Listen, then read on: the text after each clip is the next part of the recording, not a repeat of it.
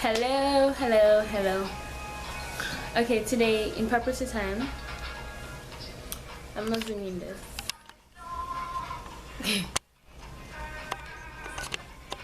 um,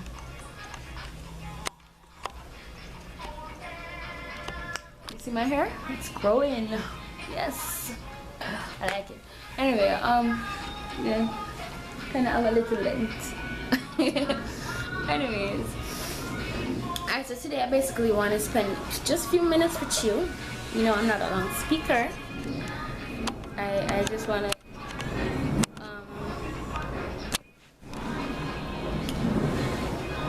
yeah. So today I want to talk to you about removing your own stone in your own life, right?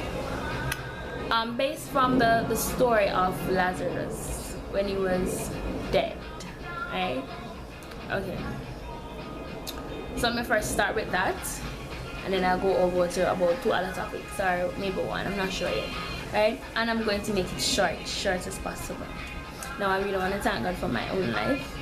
I want to thank him for everything that he has been given unto me, because it was for his grace and his mercy that has been bringing me through and I'll completely be different person from what I am now, and then completely be somewhere else where I should not be, right? So I'm just so thankful right now. I'm so appreciative of my own life and my own growth.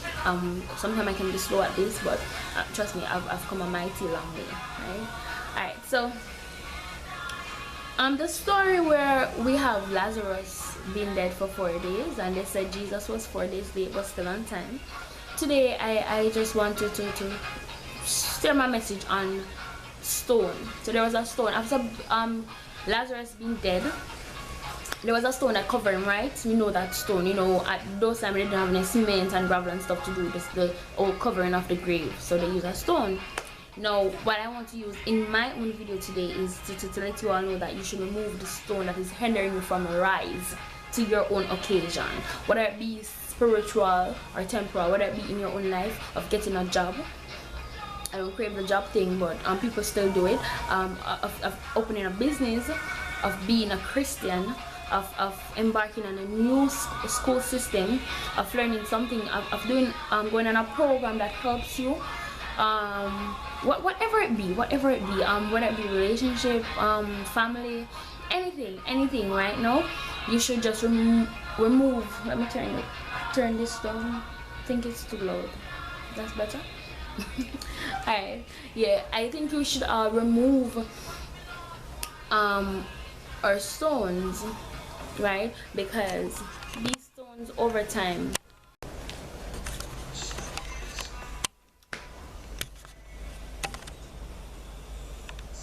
okay, I'm sorry about that. Just now I had to stop the video for a while because it was low. I was currently uncharged right now. Anyways, as I was saying, if you're going to rise to your own occasion of your own purpose, then you have to remove that stone. Now today in our own lives, we know that stones are there hindering us, whether it be inner or outer. You know, there's something that is hindering us from achieving that what we can and what God made us to achieve. No, I'll just flip it as well to Christianity. There's a lot of things that is hindering us from becoming a Christian, and as well as making us not wanting to become a true child of God, because you have a lot of persons that has been dipped and they have not repent. They are not worthy to be called children of God, right? So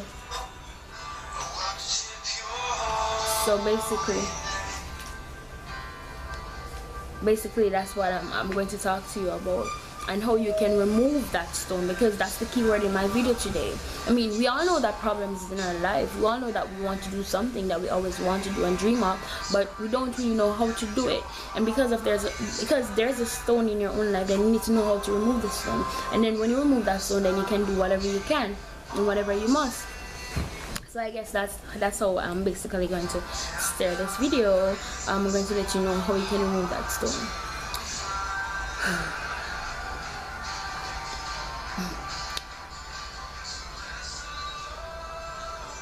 As we know,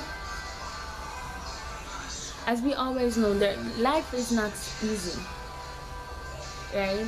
We have a popular singer, Buju Banton, right? He said it's not an easy road, and many see the glitter and the glamour, so them think are better roads. Who feels it knows, right? All right. So I just want to say, first and foremost, if it's temporal, then we need to find a key point. What do we need to do? What is the first step? I mean, if we want to start something new for the new year as a new year resolution, then we need to put ourselves at the place, because getting up every day and saying I'm going to do this make no sense, right? And we need to seek our intervention on it, because if we're going to do something and then we get up ourselves and we say, best friend, I'm going to do this now, mommy, I'm going to do this, daddy, I'm going to do this, husband, I'm going to do this, wife, I'm going to do this, auntie, I'm going to do this, uncle, I'm going to, and you get up and you tell everybody around you, but you didn't tell God. How are you going to embark on that? Who's going to help you? Remember, God is the creator of all things, you know, right? So he knows best, and he knows exactly how to fix your whatever problem that you might be facing, right? So that's number one, and how to remove whatever stone is in. Seek God's intervention, right? In everything you do, I always try to do this, right? I try to include God in everything I ever do, right? If I'm going to go on the road, please God, guide and protect me. I mean, if you see that I'm not supposed to go, then don't let me go. He needs to know. It's just like you going into a business place, you have to ask the security what's happening. You have to give him your name. I got to say, listen, I need to go to the that department or whatever department, but the security has to know, because the security is securing the place. He's securing the place, and that's just what God is doing in our own life. He's securing our own life, so we need to know, let him know what's happening, right? If we don't let him know, then who is going to be standing whenever we need help, or whenever there's some forces come upon us, right?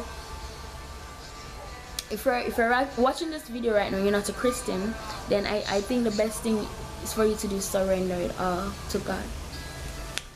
You know, I can remember clearly.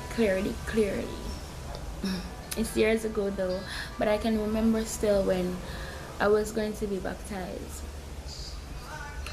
When I was 11 years old, right? Born and grown in church. A lot of people ask me why it took me so long, if I was born and raised in church, but time, right? But I can remember that morning. It was so cold. I was at the river, and you know, I said, God, to myself, you know, because what they say is for you to say something before they dip you and stuff, but you know, I really didn't have much to say. I just say I want to be baptized. But I was wondering, oh my God, you know, I was just there thinking, I said, I'm going to do this, but oh my God, to cope, will I make it? And a lot of questions blurred through my mind and through my in front of me and stuff like that. And I was saying, no, I'm going to do it. God, I know with you everything is possible. And I did it. I'm so proud of me. If I've never made any decision in my life that is so important and makes sense, I've done that. That's how many years ago? Quite a few. They said that Jesus baptized when he was 12. I did when I was 11, right? So let me go back to the topic. You just need to put yourself in, because this video is already at 5 minutes and I don't even tell you what I want to tell you, right? So you need to set yourself in your in the space of receiving whatever you want to do. Now let me focus on spiritual life, you know, you serving God and stuff like that. I mean, there's going to be stone, like the devil is going to present himself at all time, but once you keep the connection with God, then you always feel, you know, that zeal and that closeness and that safety, you know. You'll never ever feel down all through. You'll feel it at some point, because we're humans, right? And I just think that if you're going to ever feel as if things are not happening on time for you, I think you should pray to God at midnight. That's what I do. I think you should pray at midnight, because at midnight a lot of things happen. At midnight in the Bible, Paul and Silas prayed in the prison doors. The prison doors were open. The stock that they were, their hands and feet were bound in the stock. It's something that you place your hands in and stuff like that when you don't want somebody to move. And they were bound. And at midnight they went prostrate. I don't even know what position they were in because they were all tied up, right? But they prayed at midnight, and what happens? There was a mighty earthquake, and they were loosened. What I'm basically saying is that you can have your own earthquake that will loose you from all the things that is holding you back from achieving. And achieve doesn't come in one way, it comes in a lot of ways. If I want to get up and I know that I have problem getting up and I sit down and I try and I get up, I have achieved. It doesn't have to mean something huge while you want it to be done and you know it was almost impossible for you. God is the possible God. He can do everything in your life. You just need to seek him at midnight. That's just one of his suggestions. You can always talk to him midday. Pray 3 times a day about whatever you're seeking. You'll get it, right? You'll always get it because he's always going to be there. He's always going to just there saying, I'm just waiting on this girl to come and ask me for that, because I'm just waiting. I just want her to utter it. You know some countries that have king and queens and they have daughters and sons and stuff, and you know anything that the daughter and the son ask for, it's just right at the fingertip. Whether it be killing, gifts, cars, whatever, they just got it done easy, right? So I just want to tell you that God is he can move any stone in your life. In the story of Lazarus, he was 4 days late, they say. But I mean, if Jesus wasn't 4 days late, a lot of people who had believed in him today until today would not have believed, because what they would say is that in front on the road named Jesus can make him rise, you know, because Lazarus and Jesus was friends based on my readings and listenings of music, right? Pardon me if I'm incorrect, right? But they were friends, and at point where he died, they were like, where is Jesus? Where is he? You need to come and rescue this man because I'm friend, right? And he was 4 days late. Imagine 4 days.